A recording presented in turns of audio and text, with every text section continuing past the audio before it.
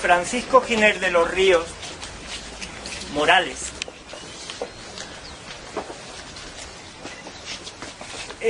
había nacido en el año 1917. Es 17, el 16 es María Luisa. Él siempre decía que había nacido el año de la Revolución Rusa, y eso era algo que a él le tenía fascinado. Bien, pues Francisco sobre todo es conocido por ser poeta, pero además de dedicarse a la poesía y a la literatura, fue impresor y trabajó pues para Naciones Unidas en la CEPAL. Él pertenece a la familia Giner de los Ríos, de la que ahora hablaremos algo en su relación con Nerja. La relación de los Giner de los Ríos con Nerja se remonta al año 1875, en que viene aquí un médico, Alberto Giner Cosío, que era natural de Vélez, Málaga, y viene a ocupar la plaza de segundo médico. Inmediatamente se convertiría en el primer médico cirujano de Nerja durante muchísimos años. Este hombre moriría en 1930, no aquí en Nerja, sino en Madrid, por lo cual no está enterrado, pero sí pagaba religiosamente cada año al ayuntamiento lo que hubiera que pagar por conservar una sepultura en este cementerio a nombre de Alberto Giner Cosío. Francisco era sobrino nieto de Alberto Giner Cosío, al igual que doña Laura de los Ríos. Su padre había sido el padre de Francisco, Bernardo, ministro de Transportes, de Comunicaciones en la República, era ingeniero.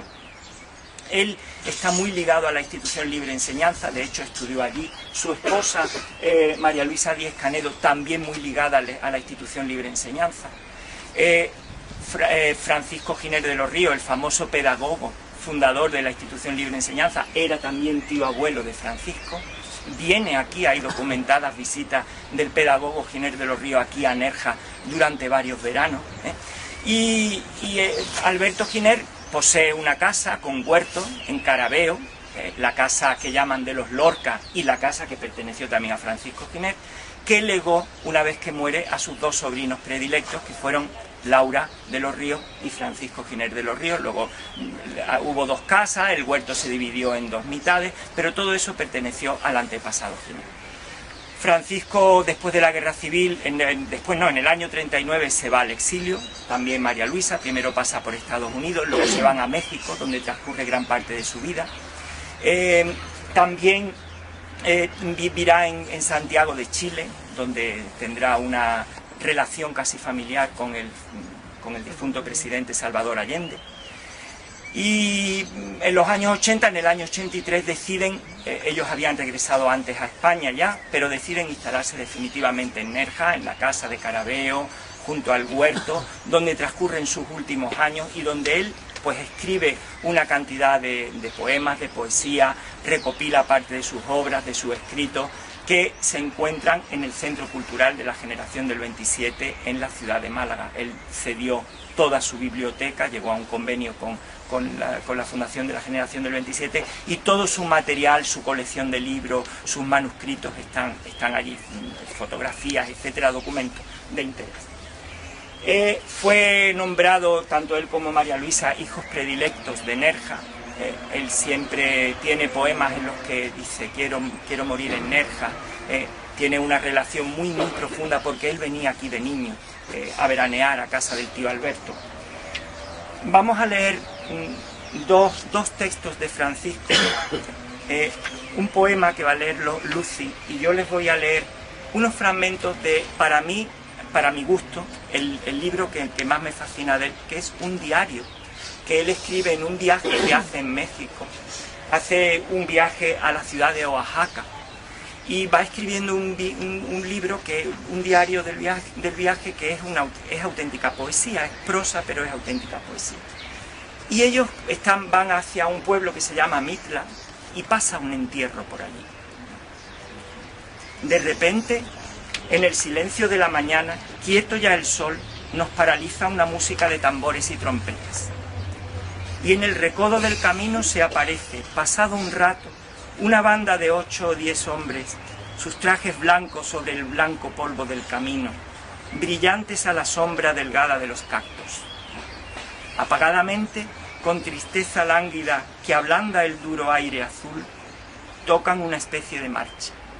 Atrás, a hombros, viene una caja de madera negra con unas secas, pocas flores encima, y detrás mujeres y niños, algún hombre más.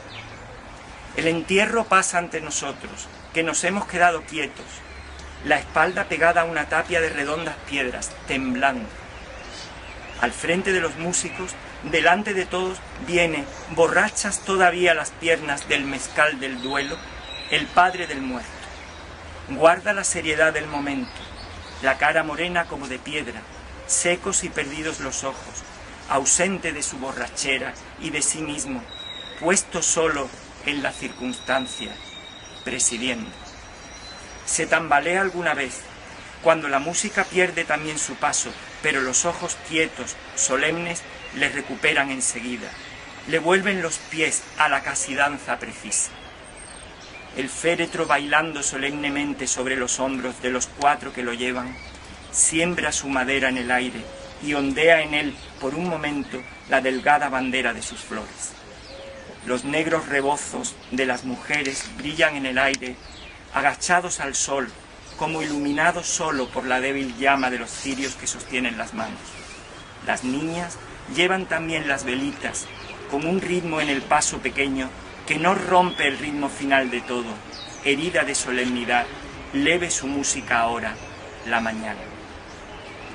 Parada en estas caras serias, ajenas a todo, vueltas a una lejanía que se niega a los ojos, la hora se pierde, tiempo quieto de pronto. La irreal de la música que la llena, de este entierro danzante, tremendamente serio, de estas velas encendidas que hacen temblar la gloria del sol, perdido también, ya Marco solo, se nos mete en los ojos, muy hondo por el pecho, a buscar el frío de la espalda estremecida, único recuerdo que nos vuelve el ser al cuerpo. Y entre los cactus, por la piedra blanca, el polvo blanco, blanca la luz sobre la caja, en las flores, sobre los rebozos, bailando, se nos marcha el entierro de los ojos. Cuando ya creíamos en él, cuando nos íbamos con él por la mañana, el muerto casi nuestro, en pena ya sentida, compartido con esos seres que lo acompañan por el campo. La música con que se aleja por el monte solo nos lo sigue clavando en la mirada, y lo vemos llegando a la ciudad que habíamos olvidado, camino del necesario cementerio. El poema se titula Y ahora me voy muriendo, del libro de poemas de Nerja II. Y ahora me voy muriendo, que es la ley, irse muriendo apenas por el borde en que todo derrumba aquellos oros con que el sol se gozaba en su hermosura y llenaba de calor las frentes deslumbrada mañana, toda verde en el huerto, que es el azul la mar por su poniente con el viento del norte, terral de la almijara, y en el alma otra nieve por las palmas del viento, púlpito de mi vida, tan inútil y alta, hacia su mar bajando. Bien, ahora vamos a bajar de nuevo por la calle. Detrás justo tenemos el enterramiento, el mausoleo de José García Peralta, el alcalde de Nerja, que manda construir este cementerio, y el alcalde que recupera para Nerja la ermita de las Angustias. Él está enterrado junto con su esposa y sus descendientes en ese mausoleo. Decirles que él era suegro de Alejandro Bueno, el historiador del que hemos leído antes algunos fragmentos de su libro, y su esposa, la esposa de Alejandro Bueno, Carmen García Escobar, se encuentra enterrada en otro mausoleo un poco más abajo, que luego si acaso les indicaré. Vamos a acercarnos al mausoleo de Maeso. Si quieren, algunos pueden quedar alrededor. Yo me pondré en aquella parte para las explicaciones.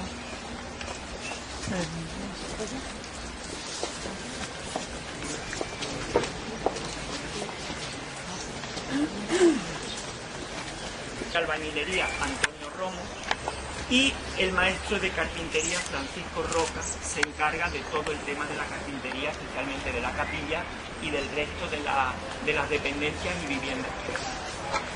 Este es el mausoleo de la familia Maeso, junto con el de la chica Patricia, que hemos visto antes, bajo mi punto de vista, el de mayor interés artístico de los que conservamos aquí. El mausoleo está, digamos, coronado por una figura de Niño Jesús Nazareno. Es una representación interesante. Representa a Jesús niño casi adolescente, con el cabello largo, abrazándose a una cruz, un preludio de lo que luego va a ser su martirio, su crucifixión, y portando en sus manos una corona de rosas, que era la corona que se le daba a los emperadores romanos. Es un preludio de la corona de espinas, pero también una lectura, una interpretación de Cristo coronado como emperador en el futuro. Todos esos elementos están tocados en esta magnífica escultura funeraria. No tenemos el nombre del autor, pero probablemente pueda ser una copia de otra que hay similar en el cementerio de San Miguel de Málaga y que sí está documentada, como de Fra Polipelli, un famoso marmolista de origen suizo que se estableció en varias ciudades, sobre todo en Málaga, y que hizo pues magníficos mausoleos tanto en el cementerio de San Miguel como en el cementerio inglés. ¿Quién era Maeso o Maeso? Que escrito de las dos maneras está con Z o con S. Pues bien, José Maeso García era un industrial que se había establecido aquí en Nerja y había construido un molino harinero en el río, una fábrica de harina en el río Chillar arriba, y que termina comprando también el molino harinero de Tabalones, que estaba anexionado al ingenio azucarero San Antonio Abad, y que él se segrega y lo compra, y ese molino harinero de Tabalones lo hereda su yerno, un señor llamado José Rico Noguera, y su nieto, Rico García, y su nieto Rico Noguera, que terminarán cediéndolo para que se establezca ahí la fábrica de Rifol, la fábrica de producción de mieles, lo que llamamos comúnmente aquí en Nerja la maquinilla. Pues bien, la maquinilla en su origen era el molino harinero de Tabalones, que perteneció a la familia Maeso. Este hombre fue secuestrado, nos encontramos en el año 1875, en enero, un año muy convulso. Acaba de ser, Pavía acaba de dar un golpe de Estado y entrar a caballo en el Congreso de los Diputados. Estamos en el sexenio democrático revolucionario, donde se sucede políticamente una cantidad de etapas y de regímenes impresionantes en muy poco espacio de tiempo. Y es un periodo en el que el bandolerismo abunda, sobre todo en la Sarquía, por la zona de la Sarquía, en otros lugares de Andalucía también, pero en la Sarquía está documentado, se conocen partidas de bandoleros. Una partida de 8 bandoleros secuestra a Maeso, creemos que por motivo económico, no relacionados con motivos de tipo político, sino por un motivo económico. Piden un rescate y al final el cuerpo de este hombre aparece en abril, varios meses después, en Periana, en una charca. Y desde entonces, pues, ese tema lo narra Alejandro Bueno en su reseña histórica, y es un tema muy recurrente que ha fascinado realmente a lo largo del tiempo a mucha gente de Nerja, el tema de Maeso. Se conserva en el ayuntamiento un expediente con la documentación de todas las cartas y noticias y telegramas que se iban enviando en esos meses al gobierno civil, a los alcaldes. Yo lo he consultado y hemos realizado un extracto para rememorar cómo se viven esos meses del secuestro de Maeso aquí en Nerja, 22 de enero de 1875. A la 1 de la tarde, don José Rico Navas participa el señor alcalde, don Francisco Bueno Morilla, que 8 hombres armados acaban de secuestrar a su señor padre político, don José Maeso García, en su fábrica harinera de Río Chico. El señor alcalde organiza enseguida la persecución que dirige personalmente. delega en don Jerónimo de Guevara la misión de entenderse para el mismo fin con el señor alcalde de Frigiliana. Se dirigen comunicaciones, primero, al señor alcalde de Vélez Málaga para que transmita el hecho telegráficamente al señor gobernador de la provincia. Segundo, al de Almuñécar para que organice la persecución y comunique el hecho a los alcaldes de Cázulas y Otíbar, y por telégrafo al de Alhama y señor gobernador de Granada. Tercero, al de Cómpeta para que active la persecución y transmita el hecho a los alcaldes de los pueblos occidentales de la sierra. El secretario municipal, Sergio Gómez. Nerja, 22 de enero de 1875. Del alcalde al juez de primera instancia de Vélez Málaga. Según noticias que han podido adquirirse, los secuestradores de don José Maeso bajaron y subieron el río Chilla, pasaron por la cueva de los Bojes y, según pública opinión, siguieron el camino del Mármol. Las fuerzas de paisanos, honrados en persecución de los bandidos, no han regresado todavía. Únicamente lo ha hecho la dirigida por mi autoridad, para auxiliar al juzgado municipal en la presentación de las diligencias sumarias de este atentado. Nerja, 23 de enero de 1875, del alcalde al juez de primera instancia de Vélez Málaga.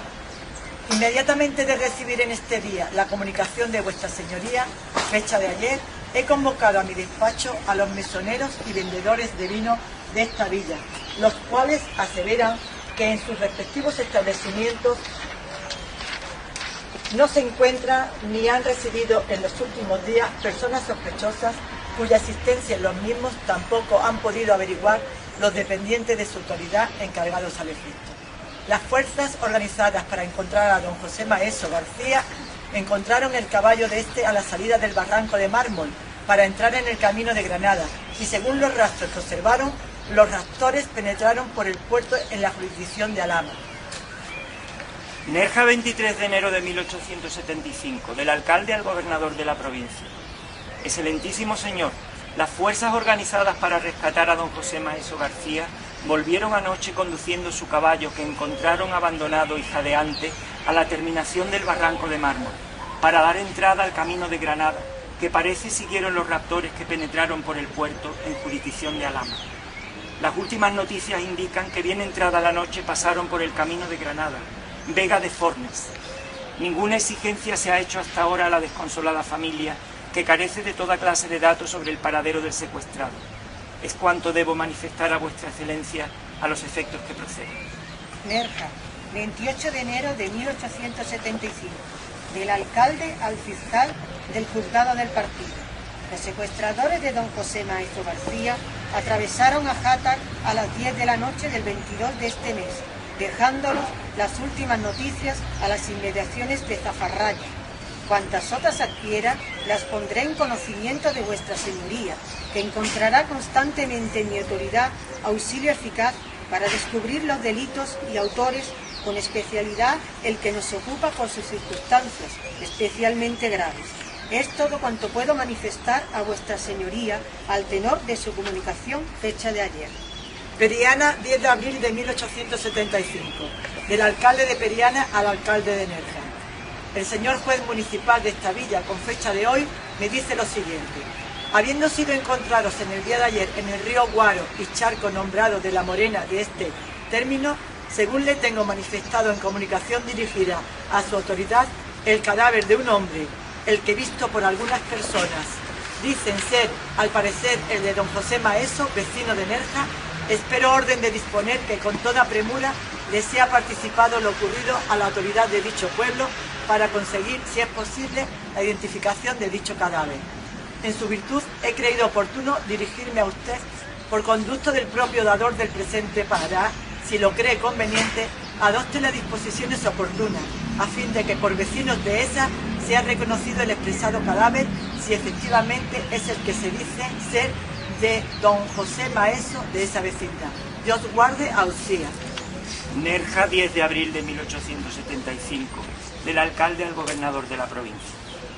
Acabo de recibir por expreso comunicación del señor alcalde de Periana, participando que ayer se encontró en el río Guaro y charco nombrado de la Morena, en su término, el cadáver que parece ser de don José Maeso García, de esta vecindad, secuestrado el 22 del pasado enero. Al momento, salen personas competentes para la identificación. Consentimiento, le participo a vuestra excelencia a los efectos que procedan. Francisco Bueno Morillo. Vamos a continuar para detenernos ya por último en una tumba que hay allí. Antes quiero decirles que me parece realmente interesante este mausoleo de la familia Narváez por estar realizado en piedra almendrilla. Saben que la piedra pudinga o almendrilla, que es como la llamamos en Nerja, es un tipo de piedra que se ha utilizado pues para escalones y para ornamentación. En calle Carabeo, por ejemplo, en la que ahora es pizzería, hay una pizzería, hay adornos de las fachadas realizados con esta piedra. Las escalinatas de entrada y las escalinatas de determinados altares de la Iglesia del Salvador y de la Ermita de las Angustias también. Y hay alguna casa en Puerta del Mar y en Calle Pintada que todavía conservan las escaleras en piedra almendrilla. Y creo que por el material utilizado, aunque es muy austera el enterramiento, merece la pena detenerse y contemplarlo un momento. Vamos a ir ahora, por último,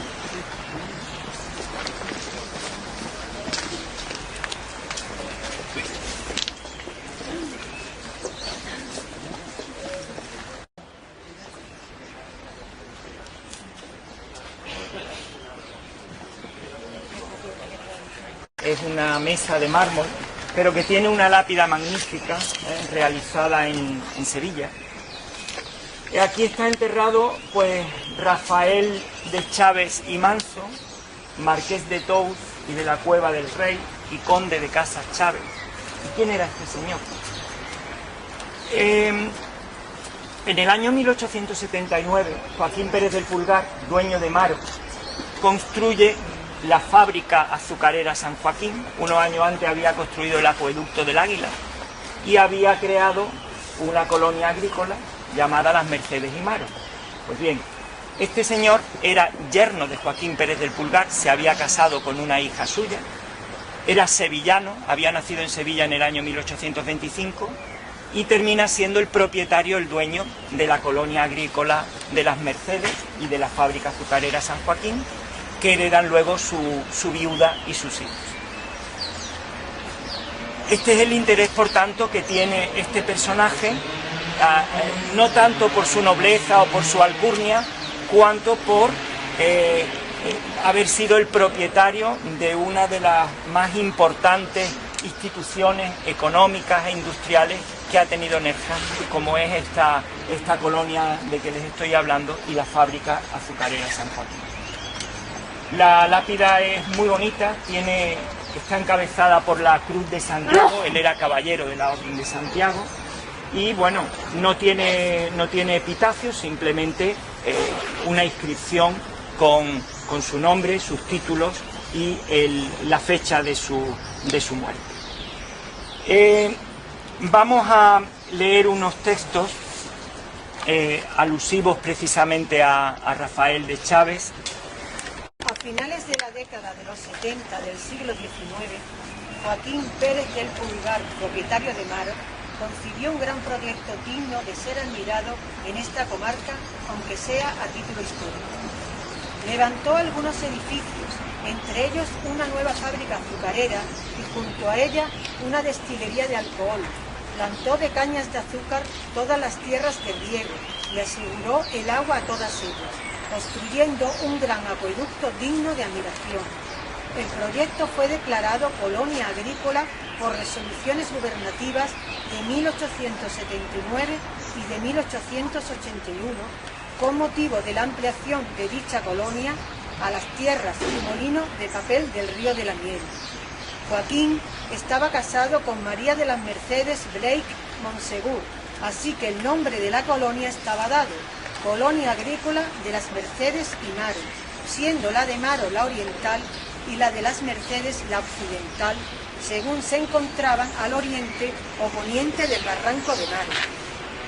La colonia oriental o de Maro ocupaba al margen de la casa y jardín 538.380 metros cuadrados, todos de riego, y la de las Mercedes u Occidental 1.416.000 metros cuadrados también de riego, que llegaba en su límite occidental hasta el barranco del Badén.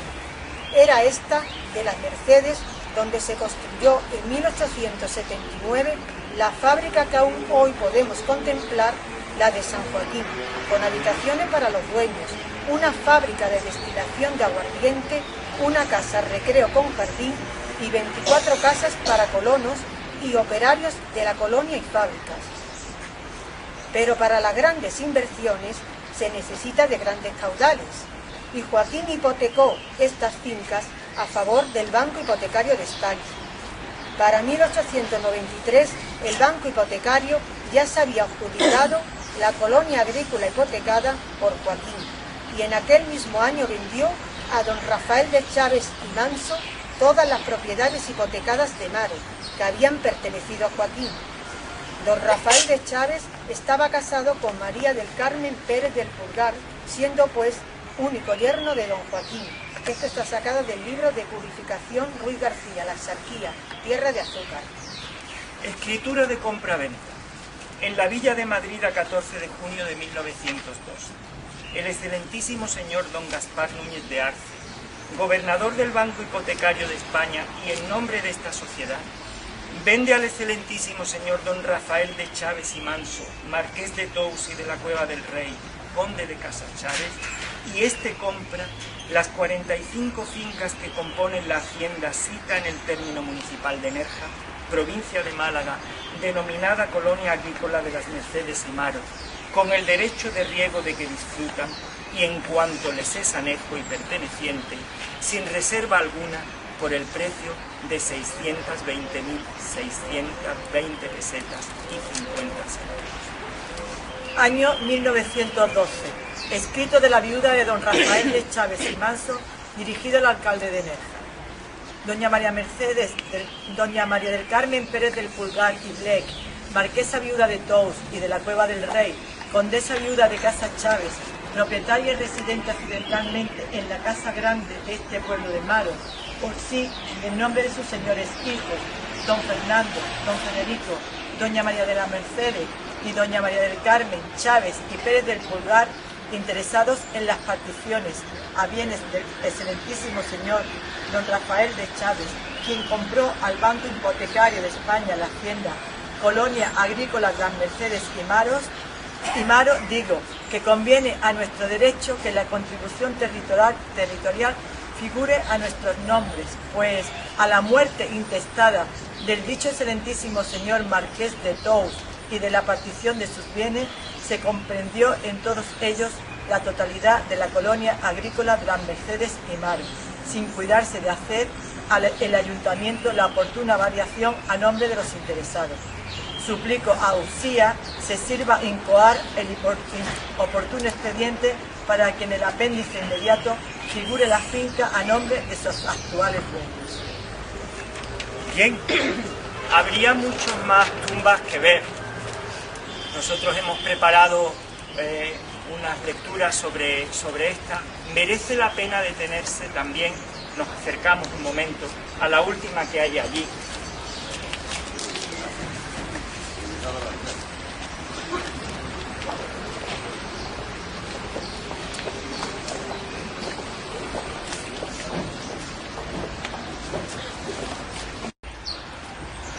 Es muy interesante la tumba porque es una de las tumbas que se edifican a finales de los años 20, principios de los años 30.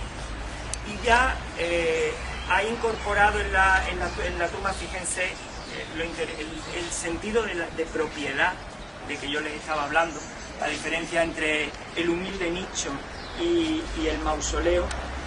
Fíjense que la tumba está incluso rodeada de una valla que indica que eso es una propiedad privada. Hay incluso una puertecita que nos da entrada. En algunas de allí hemos visto a la entrada empedrado como una especie de alfombra o calle particular que conduce al lugar. Es esa reproducción de la ciudad de los vivos en la ciudad silenciada, en la ciudad de los muertos. Pero sobre todo es muy interesante el tondo, ese relieve. circular con la Virgen de la Soledad que hay ahí. Es un modelo iconográfico que vamos a encontrar a partir de finales de los años 20, hacia el año 1928-1929. Y primeros años 30 se utiliza este modelo, no es una cosa específica para aquí, sino que es un modelo que se reproduce en muchas tumbas. Se encuentra, por ejemplo, hicimos una visita hace unas semanas al cementerio de Vélez Málaga y a un tamaño reducido se encuentra en algunos nichos y en algunos mausoleos de esa época precisamente. Y tiene su interés, la belleza de la misma. Decirles que tenemos la suerte de que se ha conservado bastante bien este patio histórico del cementerio de Nerja. Pero lo mismo que hay modas en el Tempus Fugit, luego aquí en el Tondo con la Virgen de la Soledad, o en el Niño Jesús de Pasión que hemos visto, lo mismo que hay una serie de modas que se han mantenido, también hay una actualización de todo esto.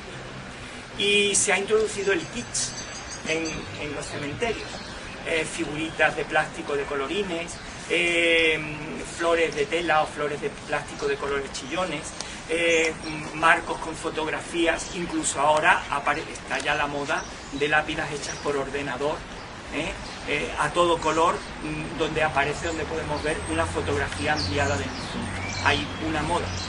Y esa moda comporta un peligro, y es que determinados elementos funerarios de arquitectura o de escultura funeraria o lápidas que debido al paso del tiempo han cobrado un interés histórico y artístico desaparezcan porque sean sustituidas por sus familiares por otro tipo de lápidas o por otro tipo de elementos decorativos más acordes con el nuevo gusto, incluso con el kitsch.